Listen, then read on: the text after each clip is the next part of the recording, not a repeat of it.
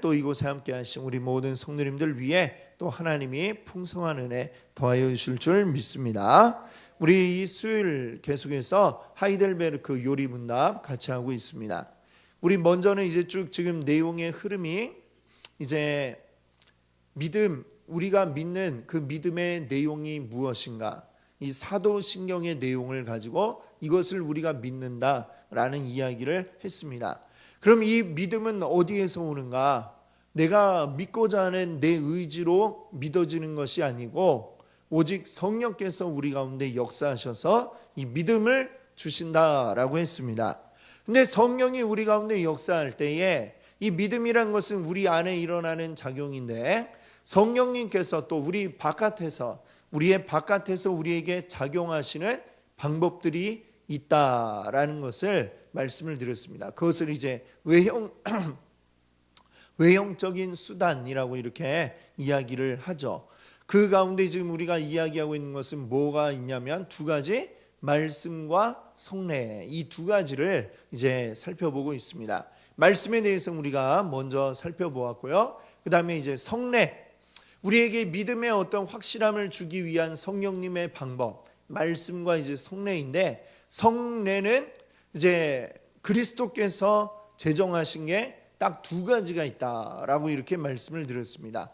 성례, 여기에 보면 이제 한 글자씩 들어가 있어요. 그렇죠?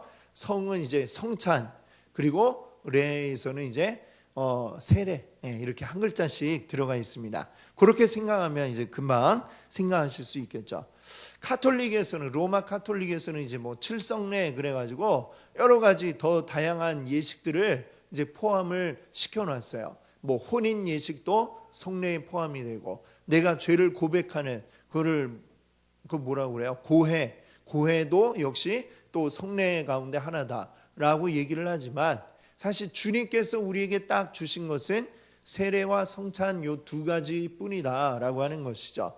우리에게 뭐 혼인이나 장례 이런 것들 굉장히 인생에 있어서 중요한 것이지만, 그러나 주님이 제정하신 것이 아니기 때문에 그것은 중요한 우리의 어떤 인생의 아주 중요한 고비의 예배들로 이렇게 우리가 포함을 시키지만 성례 자체에 포함이 된 건 아니다라고 이렇게 우리 개신교는 보는 것이죠. 자, 그 중에 이제 우리가 세례에 대해서 이야기를 합니다. 세례 또는 이제 뭐 침례라고도 합니다만, 이 침례라고 하는 것은 이제 물에 완전히 다 들어갔다가 나오는 이런 것이 이제 침례이고, 그러나 지금 우리 장로교에서는 세례를 주고 있습니다.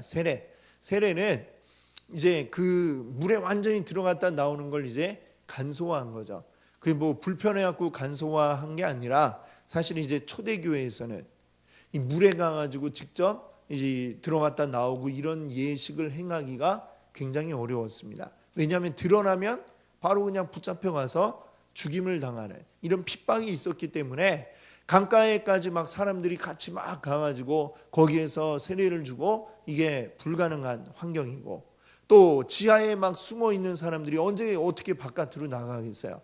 그러니까 이 간단하게 물을 그의 머리에 얹어주는 이것으로 해서 이제 세례를 하게 된 것입니다. 그렇게 해서 이제 간략하게 된 거지, 이게 뭐 귀찮으니까 옷이 다 젖으면 어떡하나, 그래가지고 이제 간소화한 것은 아니다라는 것입니다.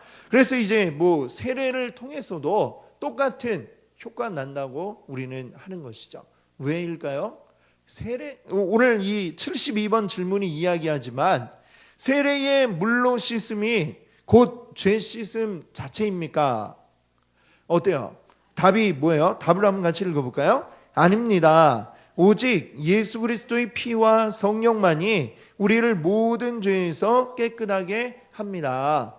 그러니까 우리가 꼭 물에 전신을 다 담그고 해야 물에 씻겨지는 그것처럼 우리 죄가 바로 그 순간에 씻겨져 나가느냐?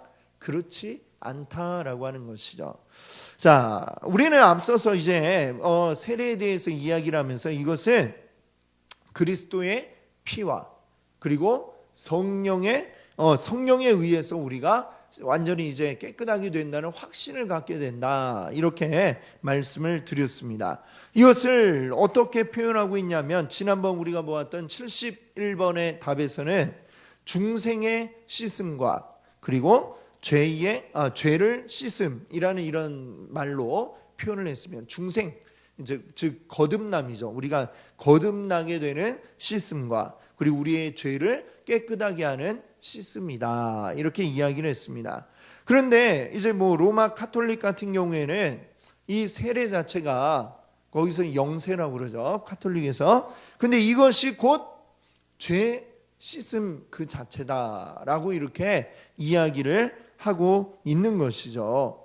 그렇게 되면 이제 좀 이따가도 이제 말씀을 드리겠지만 굉장히 큰 오해가 이제 생겨나고 잘못된 어떤 미신적인 일들이 벌어지게 되는 것입니다. 그래서 오늘 이 72번 질문은 뭐라고 이야기를 하냐면 오직 그리스도의 피와 성령만이 우리를 깨끗하게 하는 것이지 세례식에 사용되는 뭐 그 물을 통해서 아니면 그 어떤 예식을 통해서 우리가 깨끗해지는 게 아니다라는 것입니다. 그러면 이 예식은 왜 하느냐? 왜 합니까? 왜 하는 걸까요? 자, 그것을 이제 그 다음번 73번을 보면 이제 이야기를 하고 있어요. 자, 그러면 왜 성령께서는 세례를 중생의 씻음과 죄를 씻음이라고 하셨습니까? 답을 한번 같이 읽어보겠습니다. 하나님께서 그렇게 말씀하신 데에는 중요한 이유가 있습니다. 몸에 더러운 것이 물로 씻겨지듯이 우리의 죄가 그리스도의 피와 성령으로 없어짐을 우리에게 가르치려 하셨습니다. 더 나아가서 우리의 죄가 영적으로 씻겨지는 것이 우리의 몸이 물로 씻겨지는 것처럼 매우 실제적임을 이러한 신적 약속과 표로서 우리에게 확신시키려 하셨습니다. 아멘. 자, 여기 보니까 우리가 이 세례의 어떤 물로 씻겨짐, 이것은 하나의 상징적인 것을 보여주는 것이죠. 우리가 몸이 더러워지면 집에 가서 어떻게 해요? 깨끗하게 비누 칠해서 물로 깨끗하게 씻죠. 그렇게 하면 더러워졌던 게 금방 깨끗해집니다. 이것은 누구나 다 자기 손만 닦아본 사람이면 다 경험을 해본 것이죠. 마치 이것처럼 물로 우리 몸을 깨끗하게 씻어내는 것처럼 이 세례라는 것은 하나의 상징적인 표라고 여기 얘기를 하고 있습니다. 이것은 신적 약속과 그리고 표라고 하는 것이죠. 세례를 통해 보여지는 그 모습과 같이 우리에게 있는 우리를 더럽게 만드는 죄가 실제적으로 이 물로 우리 몸을 씻듯이 예수 그리스도의 그 보혈과 성령에 의하여 깨끗하게 씻겨진다. 이것은 매우 우리가 손을 씻는 것처럼 실제적인 것이다라는 것을 보여주는 이 신적 약속, 즉 하나님의 약속이고 그리고 우리 눈에 확실하게 보여지려고 만든 하나의 표라고 이렇게 이야기를 하고 있는 것입니다. 그래서 우리의 이 더러운 몸, 그러나 그것이 물로 깨끗하게 씻겨지는 것처럼 우리의 죄도 깨끗하게 예수 그리스도의 보혈로 씻겨져 나간다라는 점을 우리가 기억을 해야 되겠습니다. 근데 이제 좀 전에 이제 제가 이제 이따 말씀드린다고 하고 말씀을 안 드렸지만 지금 이제 말씀을 드리자면 로마 카톨릭은 근데 그렇게 생각을 안 한다는 거예요. 이 세례 자체가 죄를 씻겨주는 것처럼 생각을 하고 있어요. 그래서 제가 지난주에 그 유명한 소설 테스라고 하는 소설이죠. 거기에서 나오는 한 아이의 엄마가 아직 아이에게 세례도 주지 않았는데 그만 아이가 막 죽으려고 하니까 막 그 아이를 안고 이 성당으로 쫓아가는 거예요. 근데 이미 도착했을 때는 아이가 이미 죽어버렸어요.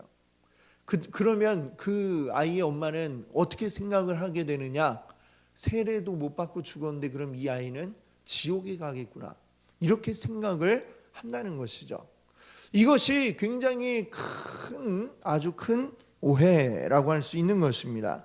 그래서 그런 일이 생기니까 이 가톨릭에서는 어떻게 하냐면은 혹시라도 아이를 이제 뭐 산파가 가서 봤는데 봤다가 위급한 상황이 돼서 뭐 아이가 이제 뭐 바로 죽을 것 같다 이러면 어떻게 하냐면 이 사제가 아니더라도 산파가 그 자리에서 세례를 줄 수 있는 뭐 이런 권한을 산파들에게 주었다라고 하더라고요. 또 그뿐만 아니라 뭐 막 너무 위급한 상황이라 세례를 빨리 주고자 하는데 물이 없어요. 뭐 이럴 수도 있겠죠. 정말 물이 없으면 침이라도 뱉어가지고 그걸로 또 주라. 예, 이런 규정을 했다는 거예요. 생각하면 이게 얼마나 이게 인간적인 생각입니까? 그렇죠?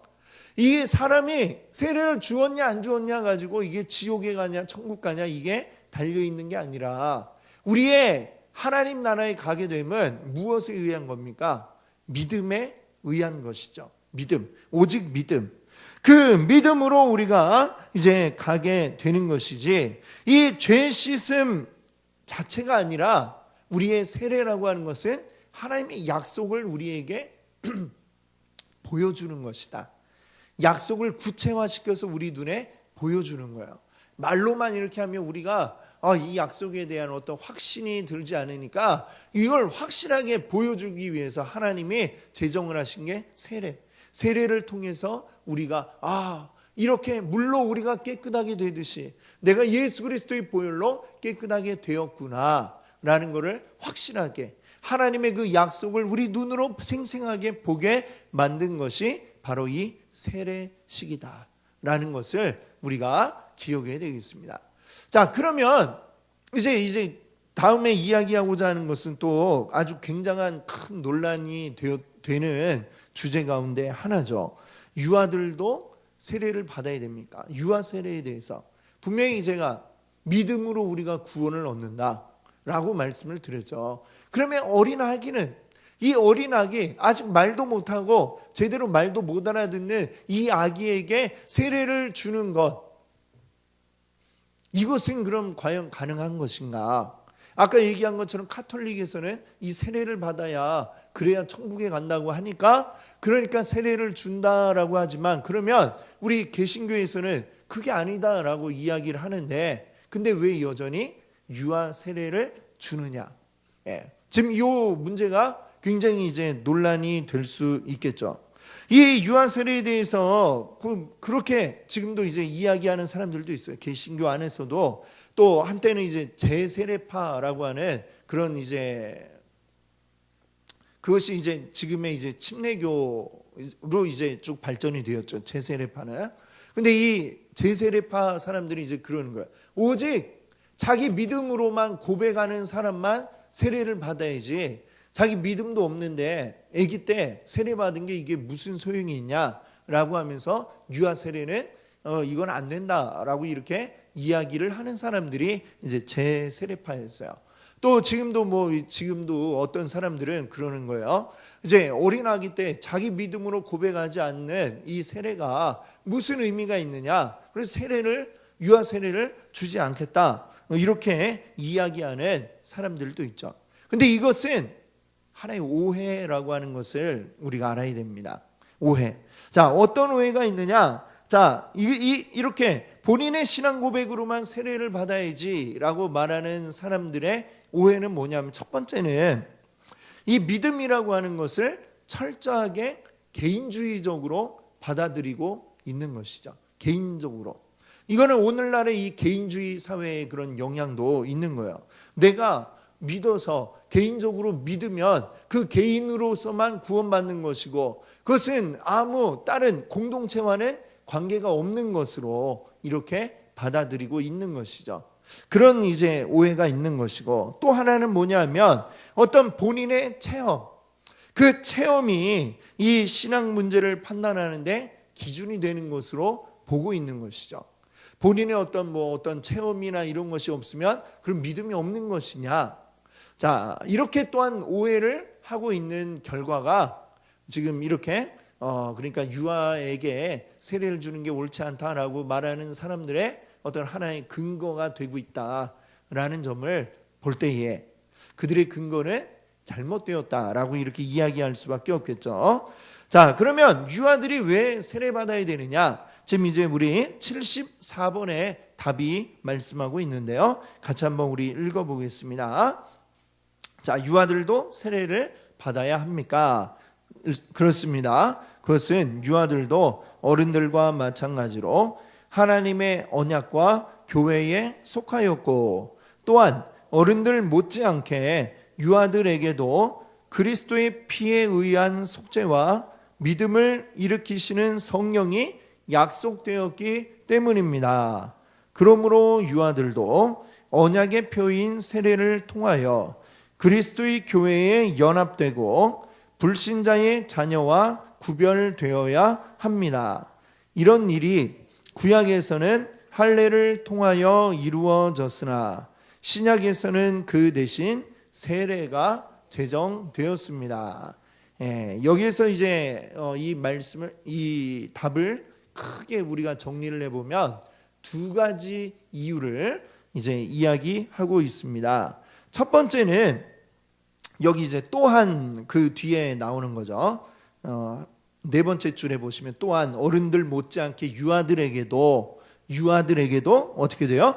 그리스도의 피에 의한 속죄와 믿음을 일으키시는 성령이 약속되어 있기 때문에, 그래서 이 아이들에게도 세례를 줘야 된다라고 이야기를 하는 것입니다. 자, 우리 그 성경에 보면 이 어떤 믿음에 의한 구원을 이야기할 때에 그 어떤 한 사람에게만 이야기하는 게 아니라 그의 자녀들, 즉 그의 가족들까지 다 함께 이야기하는 경우들을 우리가 봅니다. 자, 한번 우리 성경을 한번 찾아볼까요? 사도행전 2장 말씀을 한번 보겠습니다. 사도행전 2장 37절에서 39절까지의 말씀입니다. 여기는 이제 베드로가 오순절에 성령을 받고 그 약속하셨던 성령을 받고 거리로 뛰쳐나와서 이제 설교를 하는 거예요. 베드로가 그때에 뭐라고 설교를 하느냐? 사도행전 2장 37절부터 39절인데 우리 한 절씩 제가 한 절을 읽고 여러분들이 38절 읽으시고 우리 39절을 같이 한번 읽어보겠습니다. 그들이 이 말을 듣고 마음에 찔려 베드로와 다른 사도들에게 물어 이르되 형제들아 우리가 어찌할꼬 하거늘.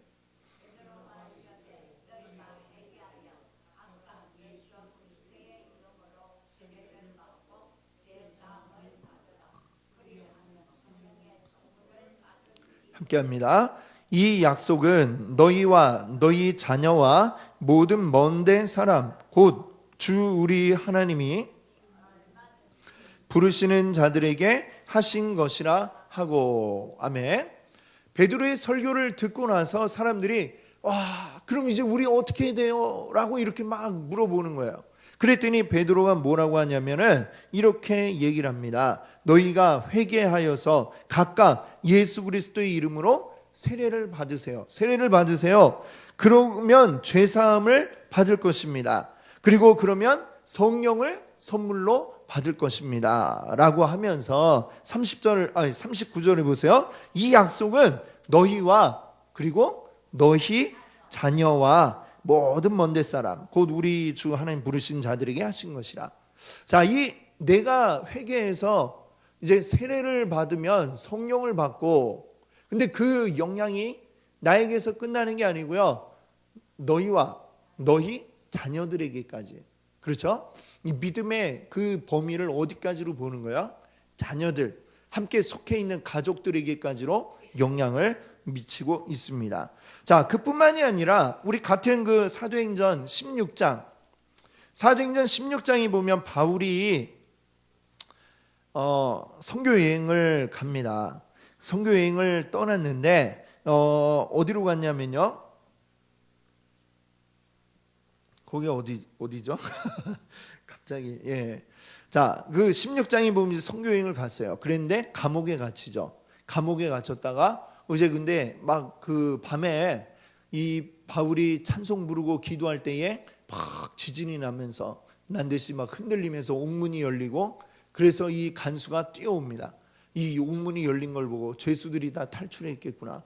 난 이제 큰일 났구나, 죽어야 되겠다 생각을 하고 그냥 죽어야지 하는데 갑자기 이 바울이 나 여기 있어 딱 하는 거예요. 그야말로 정말 죽었다가 살아나게 된 것이죠. 그래서 그때에 너무 얼마나 감사한지 이 바울을 또 보니까 다른 죄수들과 다른 거예요. 감옥에 와서도 정말 나쁜 죄를 짓고 들어온 것이 아니라 정말 아주 찬송하며 기도하며 이 모습에 이제 흠모함이 있었던 거죠. 그래서 내가 그럼 어떻게 해야 되겠습니까 했더니 바울이 이야기합니다. 이 말씀같이 이르되 주 예수를 믿으라. 그리하면 너와 그 다음에 또 뭐라고 그랬어요? 내 집이 구원을 받으리라. 이 구원의 범위가 지금 내가 예수 믿겠습니다 하는 이 간수뿐만이 아니라 너와 너의 집, 모든 집이 다, 너희 집에 속한 가족들이 다 구원을 받으리라 라고 이렇게 말씀하고 있습니다. 즉 이 어른들만, 자기 믿음으로 이렇게 고백한 사람들만 구원을 받는 데 이르는 것이 아니라 그에게 속한 이 가족, 하나님이 그래서 우리 사람을 개인적으로 이렇게 알아서 살도록 지으신 게 아니라 항상 공동체 안에 속해 있게 만드셨잖아요. 그 공동체 가운데 가장 먼저 생겨났고 가장 그 핵심적인 그리고 중심이 되는 공동체가 바로 뭐예요? 우리의 가정. 그렇죠? 사람이 생겨났을 때 가장 먼저 생겨난 공동체는 바로 가정입니다. 그 가정 안에서 아이들이 태어나고 자라나게 되는 것이죠. 그 안에서 이 부모의 역할이 굉장히 중요하다라는 것을 우리가 알 수가 있습니다. 그렇기 때문에 그 부모를 보아서 이 아이에게 세례를 주는 거예요. 그냥 아이가 내가 교회 와가지고 참 내 잘 믿겠습니다 하고 세례 주세요 한다고 되는 게 아니고 그 아이의 부모가 믿고 있을 때에 그 부모를 보고 그 아이에게도 믿음으로 잘 양육할 것을 이제 약속을 받고 이제 주는 게 바로 이 유아 세례 아닙니까? 그렇죠? 바로 그런 것입니다. 그래서 이 구원이라는 게 성경에 보면 어떤 한 개인만 구원 딱 받고 끝나는 것이 아니라 그를 통하여 그의 가족에게까지 이 구원이 미치고 있다라는 것을 우리가 생각할 수 있는 거죠. 일종의 이것은 유아 세례를 이렇게 생각하면 좋을 것 같아요. 일종의 상속권이라고 하는 거죠. 우리가 뭐 비록 가진 재산은 많이 없지만 상속이라는 개념을 우리가 알고 있지 않습니까? 아이가 우리 집에서 태어났다 그러면 태어나는 순간 어떤 권리를 갖게 돼요? 이 부모의 재산을 나중에 물려받을 수 있는 권리가 그 아이에게 생깁니다. 심지어는 빚도 이제 물려주게 된다고 하더라고요. 빚을 난 상속받지 않겠다 이렇게 하려면은 그것도 굉장히 까다로운 절차가 있어요. 그거를 그래야 상속받지 않을 수 있는 그런 일이 생깁니다. 그러니까 이 상속권이라는 거는 태어나면 그냥 자동적으로 딱 생겨나게 되는 거예요. 하지만 아직 어린 아이일 때는 이 상속권을 사용할 수가 있나요?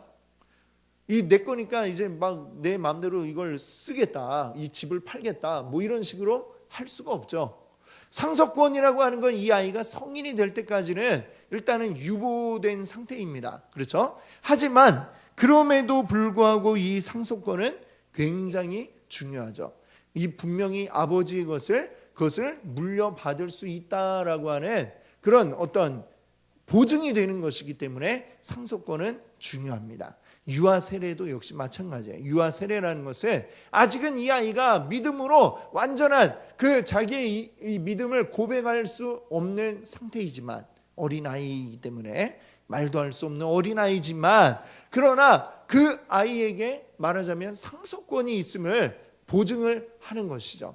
그래서 그 아이의 그 믿음이 자라나서 이제 온전한 믿음이 됐을 때에 사용할 수 있게 된다라고 하는 약속을 이 아이에게 미리 해주는 것이나 마찬가지다라고 이야기할 수 있겠습니다. 그래서 어린 아기들도 역시 이 그리스도의 피와 성령을 통한 그 믿음의 약속의 역시 대상임을 우리가 확증하기 위해서 유아 세례라는 것을 한다라고 하는 거죠. 자, 또 한 가지는, 자, 거기 두 번째 이유는 거기 좀 전에 읽었던 거 밑에 보시면 이제 중간에 그러므로 밑에 유아들도 언약의 표인 세례를 통하여 그리스도의 교회에 연합되고 불신자의 자녀와 구별되어야 합니다. 바로 이 이유입니다. 즉 무슨 얘기냐면 이거는 정체성에 대한 이야기예요. 이 아이는 불신자의 자녀들과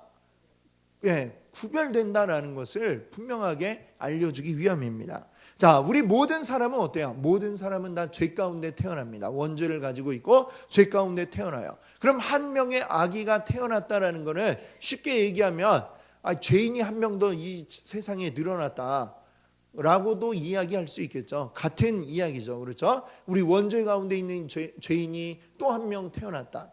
죄인이 플러스 1 되었다. 이렇게 이야기할 수 있는 상태입니다. 자, 그런데 그러면 과연 우리 성도들의 자녀는, 성도에게 자녀가 태어났다면 그것은 불신자의 자녀가 태어난 것과 똑같이 죄인이 한 명 추가되었습니다. 이거와 똑같은 상태이겠느냐 하면 그렇지 않다라고 하는 것이죠. 오늘 이 74문에 답이 이야기하잖아요. 유아들도 하나님의 언약과 교회에 속하였다. 하나님의 언약과 교회에 속한 거예요.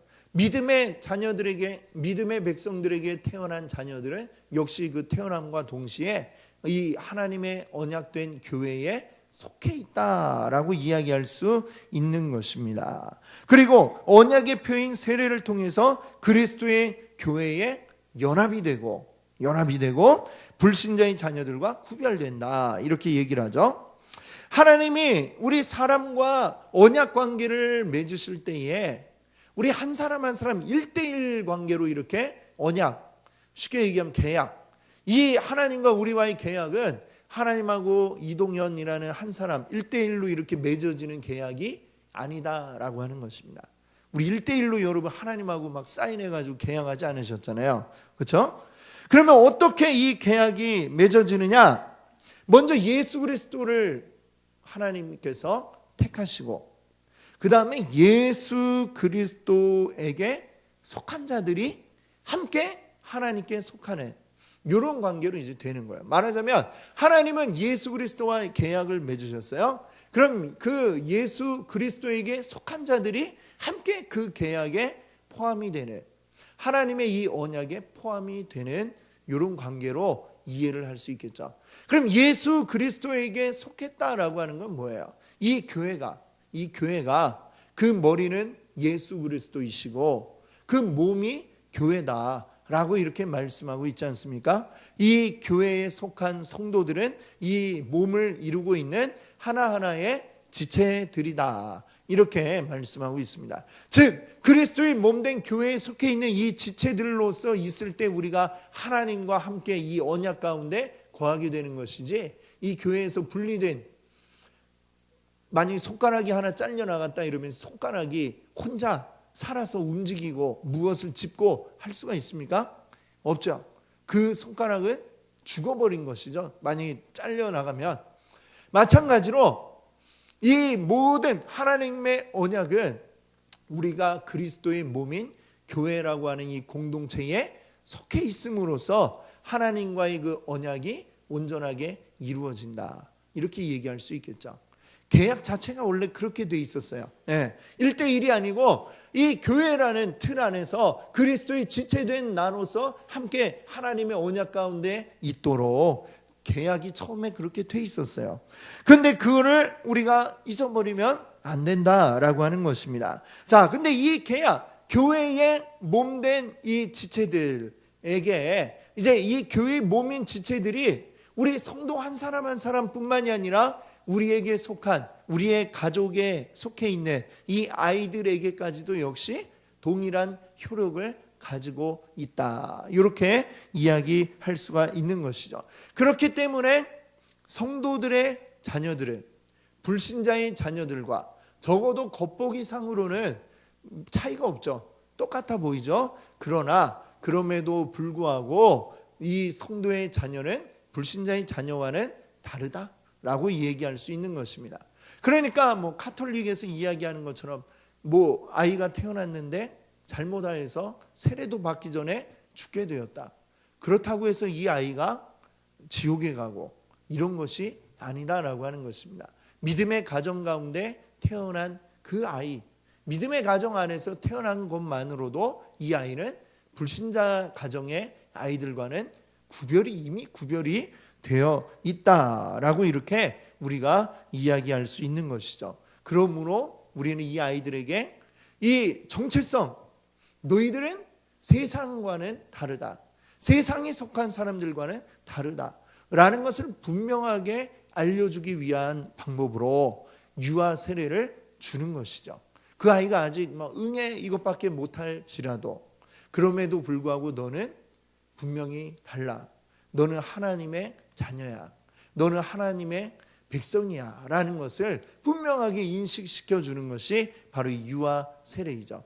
이 아이는 그 세례받은 걸 기억을 못할 거예요. 어린 아이 때 이야기니까. 그러나 그 부모는 그 모습을 기억하죠. 그러고 함께 믿음 안에서 이 아이가 잘 자라나도록 이러한 수고와 노력을 해야만 하는 것입니다.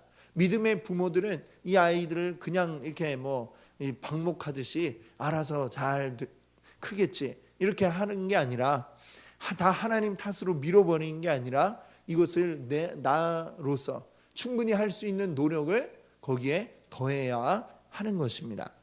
그것이 바로 이제 유아 세례이죠. 그러나 우리가 또 기억할 것은 그럼에도 불구하고 이 아이가 유아 세례를 받았어도 이것이 이 교회에 소속이 된 거죠. 유아 세례 받으면. 그러나 이것이 그리스도와 연합된 것과 똑같으냐? 그렇지는 않습니다. 분명히 아까 처음에 말씀드린 것처럼 우리의 믿음으로 우리가 구원함에 이르는 것인데, 아버지가 교회 다니면 그래서 유아 세례 받았으면 그냥 바로 구원에 이렇게 이르게 되느냐? 그거는 좀 차이가 있죠. 차이가 있습니다. 자, 아직 이 어린 아기들에게 믿음이라는 게 아직 심겨지지 않았겠죠. 그렇기 때문에 그리스도와 완전한 어떤 연합이 이루어진 것은 분명 아닐 것입니다. 자, 그러나 함께 그 아이가 교회 안에 속해 있다라는 것 자체도 굉장히 큰 복이라고 이야기할 수가 있겠죠. 우리가 유아 세례를 하잖아요. 그러면 이 교회 안에 모든 공동체가 함께 그 아이가 세례받는 걸 보죠. 그러면 이제 또 그 부모만의 문제가 아니라 이제는 우리 교회 공동체 전체의 이제 문제가 되는 거예요. 그 아이는 바로 우리가 믿음으로 양육해내고 키워내야 할 아이가 되는 것입니다. 우리 모두의 책임이 된다라고 하는 것이죠. 그래서 그렇게 우리 전체 이 교회 안에 속하여서 믿음 안에서 잘 양육받고 훈계로 양육되어서 그 다음에 이제 이미 이 아이가 세례 받았기 때문에 세례에 의해서 주어지는 약속, 하나님과의 약속, 언약, 계약이 이미 다 갖추어져 있어요. 그렇죠? 그러면 그 계약을 통해 우리에게 주어질 것으로 주어지는 모든 것들, 하나님의 유산을 상속받는 이것은 어때요? 잘 자라나면, 그래서 이 내 말씀 안에 잘 자라남으로 나의 믿음으로 고백하게 될 때에 약속된 것들이 모두 다 그 아이에게 주어지게 될 것이다. 이런 과정 좀 복잡하지만 그래서 유아 세례를 우리는 주는 것입니다. 요번에 이제 우리 교단 같은 경우에 헌법이 또 개정이 되었어요. 그전에는 이제 진짜 갓난 아기들만, 어린 아기들만 유아 세례를 주도록 돼 있었는데 이제는 좀 더 커도, 그러니까 지금은 이제 15세, 만 15세인가? 그렇게 돼 있는데요. 근데 그 나이 될 때까지도 계속하여 다 유아 세례를 줄 수 있는 것으로, 그러니까 모든 아이들이 다 이제는 세례를 받을 수가 있죠. 초등학생도 또 중학생도 다 이제 세례를 받을 수가 있도록 이렇게 저희 교단 같은 경우에 헌법이 바뀌었습니다. 이제 그냥 바뀐 게 아니라 사실은 이런 성경적인 근거에 의해서 이렇게 바뀌어지는 것이죠. 자, 그것들을 우리가 이 유아 세례에 대해서는 그러니까 상당히 많은 오해를 하는 분들이 많이 있습니다.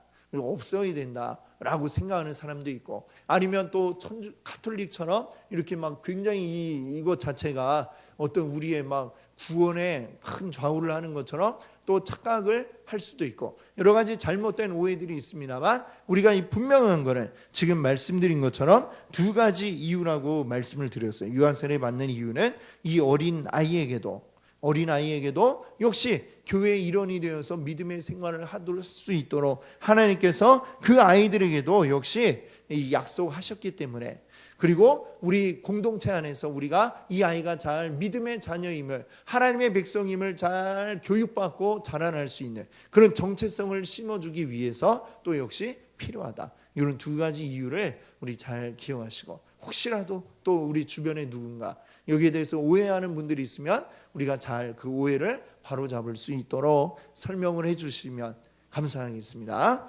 네, 함께 우리 기도하겠습니다.